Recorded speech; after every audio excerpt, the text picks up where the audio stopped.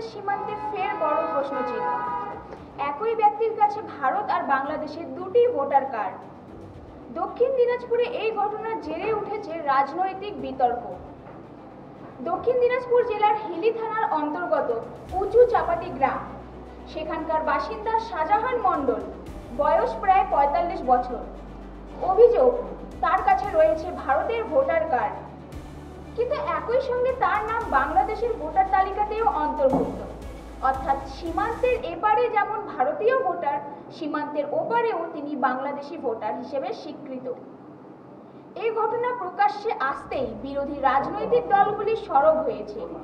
তাদের প্রশ্ন, কিভাবে সম্ভব একসঙ্গে দুই দেশের ভোটার তালিকায় নাম থাকা? তাহলে কি সীমান্তে এখনো প্রবল জালিয়াতি চলছে?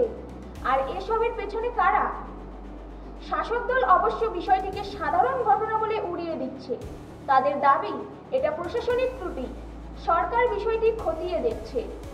স্থানীয় বাসিন্দাদের অভিযোগ, শাহজাহান মণ্ডল দীর্ঘদিন ধরে দুই দেশের মধ্যে যাতায়াত করেন।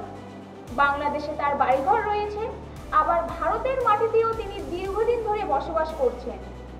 প্রশাসনের নাকের ডগায় এভাবে ভোটার তালিকায় নাম তোলা, তা নিয়ে ক্ষোভে ফুঁসছেন সাধারণ মানুষ। প্রশ্ন উঠছে, সীমান্ত নিরাপত্তা এতটাই দুর্বল? প্রশাসনের আগোচরে কিভাবে সম্ভব হলো এই কাজ? নাকি এর সঙ্গে বড় কোনো রাজনৈতিক বা প্রশাসনিক চক্র জড়িত?